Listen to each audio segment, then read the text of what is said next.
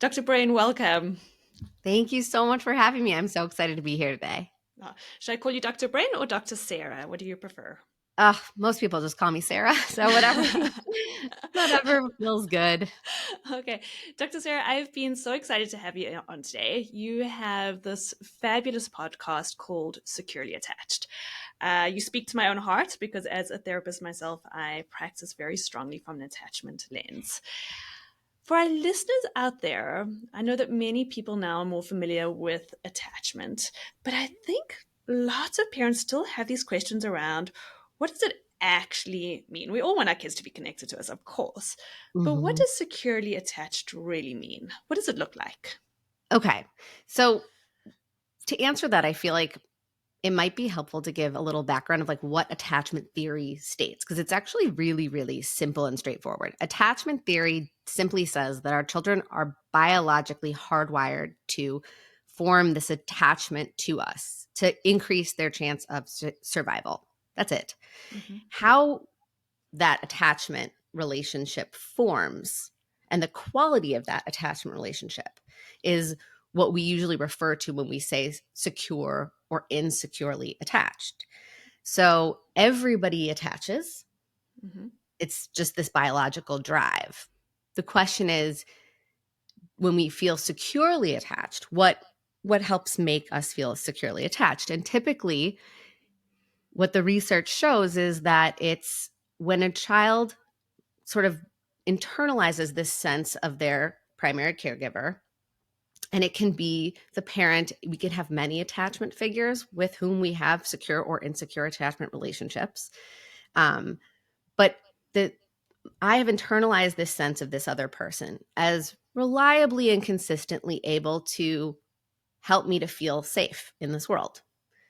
And I think parents feel so much pressure to do it right all the time. Mm-hmm. And in reality, we do not need to meet our child's needs 100% of the time in order to develop a secure attachment relationship with them. We just need to do it enough that they believe that we can. Mm-hmm. Oh, that takes off so much pressure because really we're looking for predictability. We're not looking for 100% of the time mom or dad or grandma needs to be 100% present and connected because we all know that that's not going to happen because we're human too.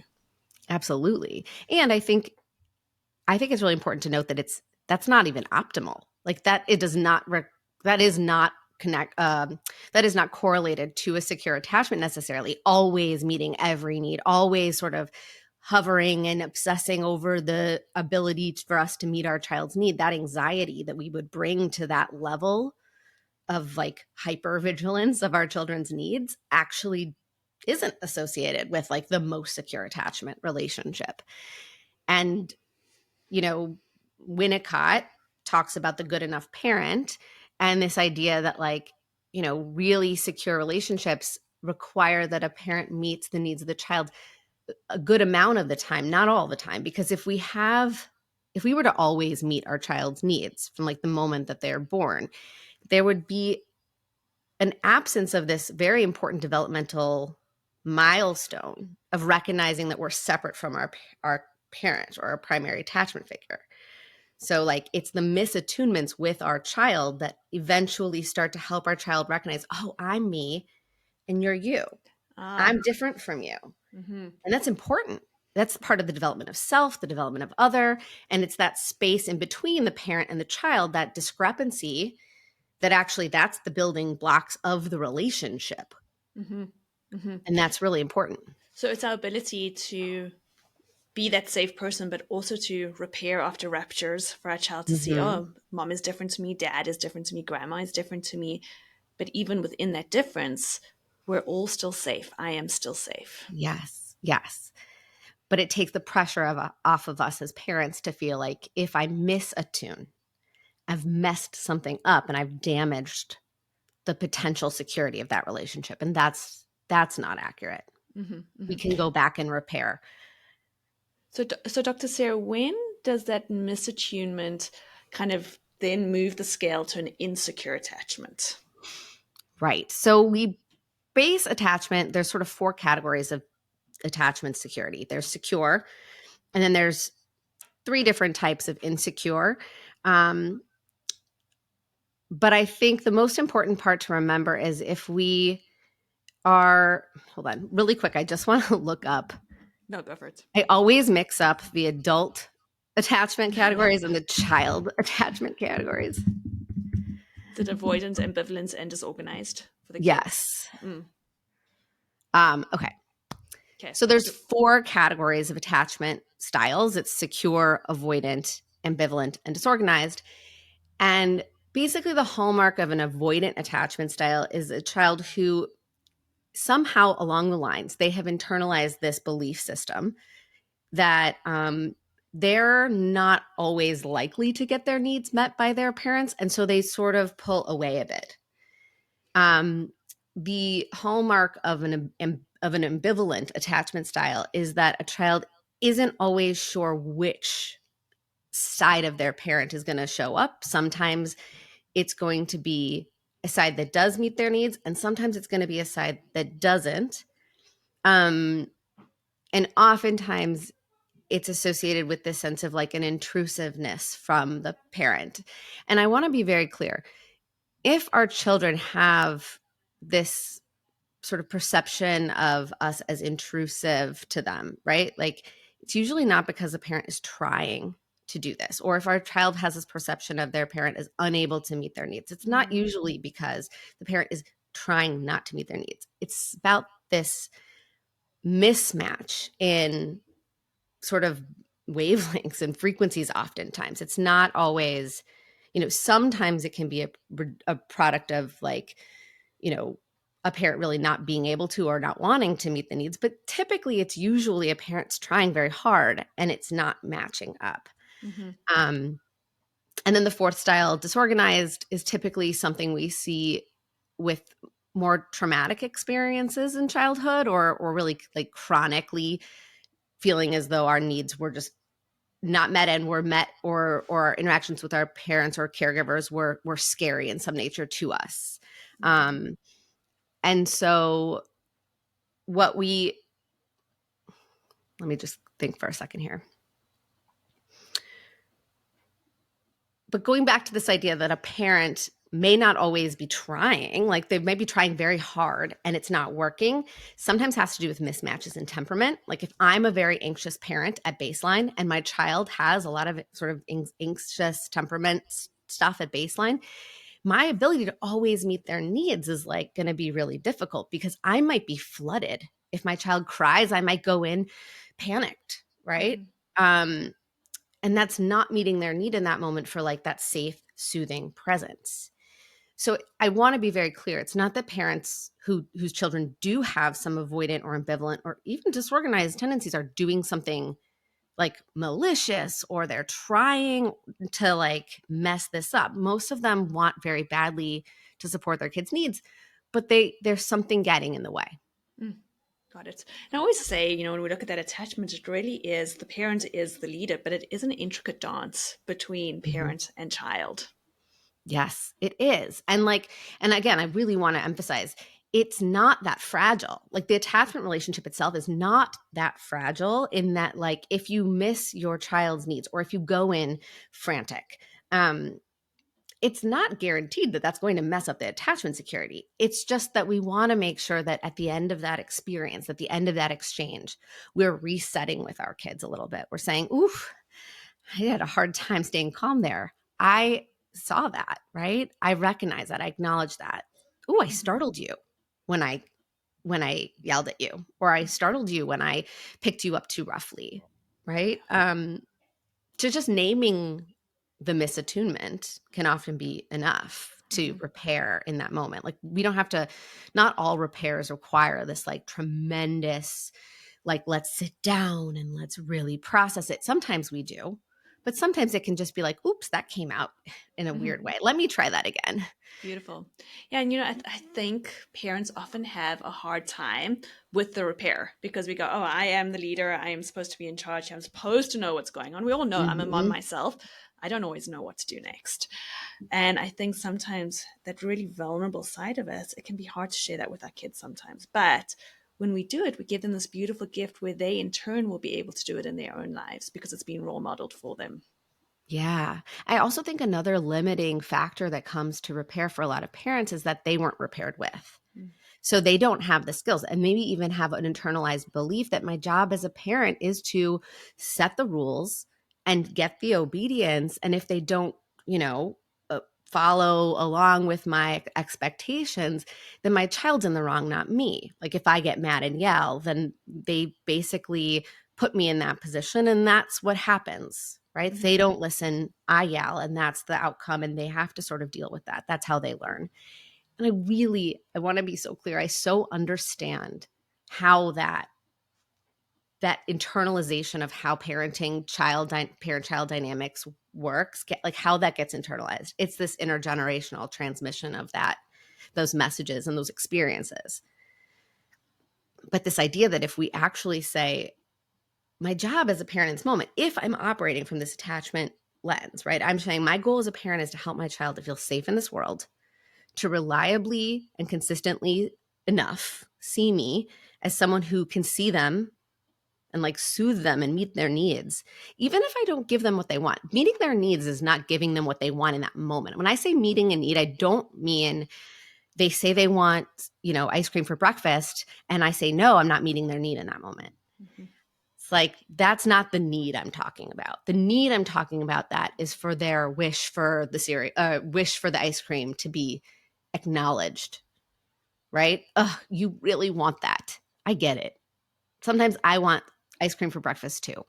It's hard when we can't have the thing that we want. But we're not going to have ice cream for breakfast, right? So it's the being seen is the need, not the, transient, ephemeral, like thing that they want in the moment. There's a big difference there. Not the ice cream. Right. Yeah. But I do think we need to look at our own sort of relationship to parenting and how we were parented. Were we repaired with? If our parents yelled at us, did they say, you know what? I'm sorry that I yelled. I lost my cool and it's not your fault that I did that. And I'm sorry. If we didn't have that experience, how would we know to do that? Mm-hmm. Absolutely. I watch even in my own family, my husband is very good at repair, possibly even better than I am with my girls. And my 6-year-old, because there's been no defense around repair, he will say, oh, today I was, my tone was wrong, or I'm sorry I spoke that way. Because there's been no defense around it, particularly from him, she is beautiful at repairing because it's not a big thing for her. It's just, this is what we do when we interact with other people. And for many of us, particularly who grew up in a different generation, that is not what we had. And it's just, again, because our parents also had something different. Yeah.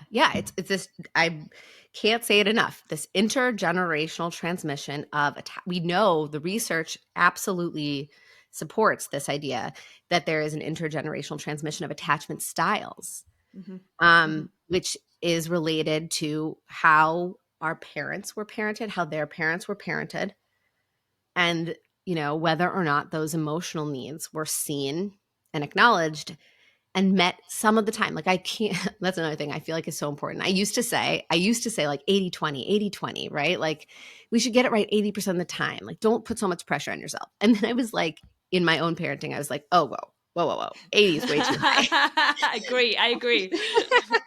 I'm like, I say just 51%, like just more often than you don't. It's okay. Like our kids can really withstand, our attachment systems can really withstand misattunements and messing up.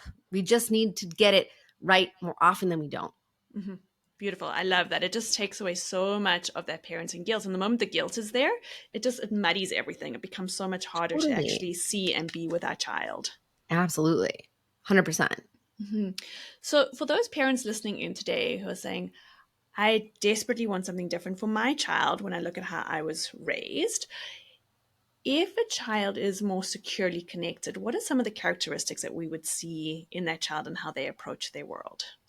Yes. So we know that secure attachment in the research, like the outcomes, and by the way, research also suggests that it takes only one secure attachment relationship to see an effect on outcome, right? Beautiful. So You do not need to have, I mean, the more the better, right? Which is why I always tell parents who are like going to work for the first time, they're like, oh my God, my child's going to have like a new caregiver or a teacher, or grandma's coming in and they're not going to have me, their secure attachment figure. And I say, like, the more secure attachment relationships our children can have, the better. Mm. But it only takes one good one for our children to get the benefits of a secure attachment relationship. But we know that it's connected to, so many things, like better mental health outcomes, lower levels of depression, lower levels of anxiety, higher satisfaction in relationships, better performance academically, in job satisfaction, all good things. But when we're just looking at our child, like, what does a securely attached kid look like? They're typically a kid that has an ability to take risks, to get up when they fall down, like both literally and sort of metaphorically, right? Like, and you'll see a kid who, I guarantee you, next time your child trips, just pay attention. Oftentimes before they have an emotional response to tripping, they look to you to see, am I hurt or am I not hurt? Like, they're reading our cues, not their pain cues. I mean, so obviously if a kid gets really hurt, they're just going to start screaming and crying. But oftentimes when it's just a whoopsie fall, they'll look to us and sort of check in subliminally on what we are communicating to them. And that's that secure attachment at play. That's us being their secure base, right? And if we have like a panicked response, then they say, oh, okay, that was dangerous. Now here I cry. But if they look to us and we're not looking at all, okay, then they're on their own and they have to figure out what to make of the sensations that they're experiencing, the surprise, the pain, whatever it is. And so we didn't kind of meet their needs in that moment to help them make sense of what happened to them, feel safe and seen. Or they look at us and we acknowledge, you fell. You okay? And so we have this marked response. We acknowledge it. We reflect back to them. It's real. We're not saying, no, you're fine, you're fine, you're fine, you're fine, you're fine. Please don't have an emotional response, right? We're saying, oh, ouch. We're matching, but we're having it's marked matching, marked attunement. So it's, we call that marked mirroring. So we're reflecting back to them their experience, but in a sort of more digested form. It's not like panic or that they might be experiencing. So it kind of helps them regulate. So those kinds of exchanges are common in secure attachments, right? They look to us, and then the feedback that we give them usually helps them process it. It doesn't mean that they don't have a big response, right? And I think this is another misconception about attachment. People will say to me, like, oh my gosh, I dropped my child off at daycare and they lose their minds. They just cry so hard. Are they insecurely attached? And so it's important to remember that when we're looking at attachment, it's not so much the response at the separation. It's the response when we return. So yes, it makes sense for a child who is securely attached to have a reaction to a separation from their attachment figure. That would be distressing. But they're typically able to eventually reconstitute if they're in the presence of some other safe person. They're typically able to reconstitute, and how long it takes depends more on temperament and other factors than necessarily security of attachment. There are other variables at play. But then when we return, they tend to be interested in receiving our attention. They tend to come to us and expect us to sort of soothe them and see them again. So those would be the things that we tend to look for. And again, these are patterns over time. It's not just one single event. Like if I come into the daycare to pick up my kid and they're engrossed in their magnet tiles, and they don't glance up at me at all, or they're sad that they have to say goodbye to their teacher, that also doesn't mean they're insecurely attached to us. It's about patterns over time. So, Dr. Sarah, what I love about this is I think for anybody who's read any of the literature on attachment, it can, particularly the older literature, it can seem quite black and white. And I think for parents who have read into it, we start to overanalyze and say, my child wasn't interested when I picked them up. Is it avoidant? Or my child cried and cried. No, there may be a number of other factors going into this wellness pie for my child right Yes, now. So it absolutely. normalizes some of those responses for parents. Yes, yes. Mm-hmm, When we mm-hmm, look at attachment, really they're attachment styles, and they're really relationship patterns, right? It's how does my child consistently show up inside of our relationship over and over and over again over time? And it's those patterns that we're looking at.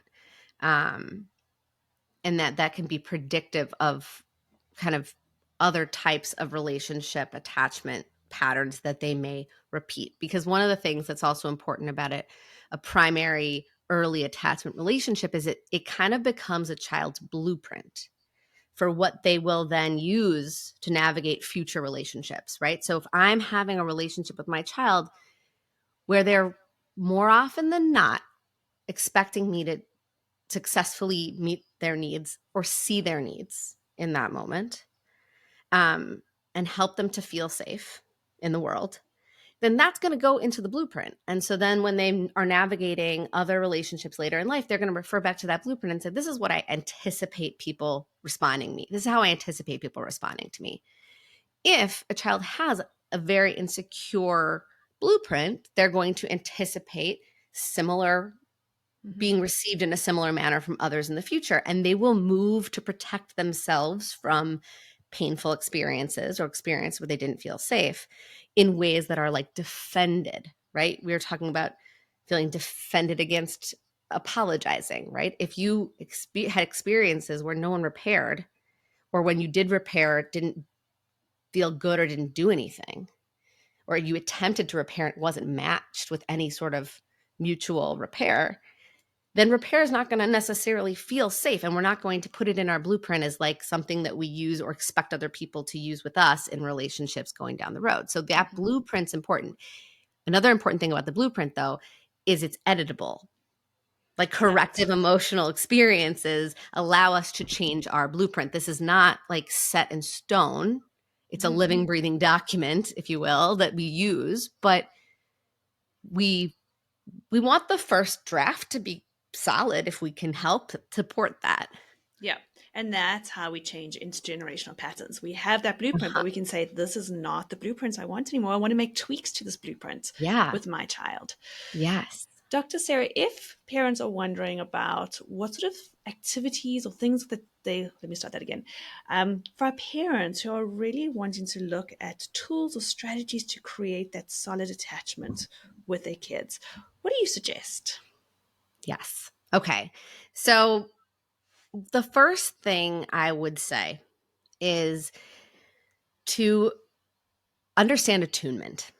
Attunement is your best friend in attachment because, and it doesn't mean, again, like it doesn't mean we are constantly attuned to our child and matching it all the time, but we want to sort of increase our chance of attunement. And one of the ways that we can do that is to sort of match our frequency or our attention or our movement, the speed at which we move through life, up to our child's, match it up with them. So that often means we who are the fully developed prefrontal cortex and we have so many things to do and we have figured out how to navigate this world a mile a minute, it's unlikely they're going to be able to come up to our level. Mm-hmm. So we probably need to bring our motion and our energy down to their level. So this usually means slowing down, getting on our kids' level, being sort of willing to add more time to the morning routine. Mm-hmm. I think for us, our sense of urgency, and I see this with my kids all the time. I have 2 kids and I am not a morning person. And I know that mornings in my family are so tough. And when I really pay attention to what's not working, it's always because I'm rushing, because Mm-hmm. I'm feeling that sense of like, oh my God, we got to get out the door and we have to go. And when I'm moving at that pace and I'm not matching up to my children's pace, that's when all the yucky stuff always happens and I lose it and everybody's miserable. And so, and again, like that's okay. But when we can pay attention to where we're really out of sync with our kids. And it's usually in those times when there are competing demands on us as the parent, right? I have a schedule. I have a deadline. I have a meeting right after drop off and we have to go, right? That's when our kids can sense that like mismatch and they get icky, like that icky feeling comes up and then they get dysregulated. And then there's, they're like, it feels like they're actively trying to make everything harder, but in reality, they're just feeling really unsynced with. Mm-hmm. So slowing down, honestly, is probably one of the best things that we can do for attachment security indirectly, right? Being slow doesn't make us more likely to have secure attachments, but being slow and intentional and building in buffers with our time usually makes it easier for us to be attuned to our kids. So we have the wherewithal to say, ooh, wait, something's not feeling good here. What's going on? I see you. I'm noticing you're feeling frustrated right now. And that leads me to my other strategy is being curious, like from a really non-judgmental stance, right? Both about what our kids' behaviors might be telling us.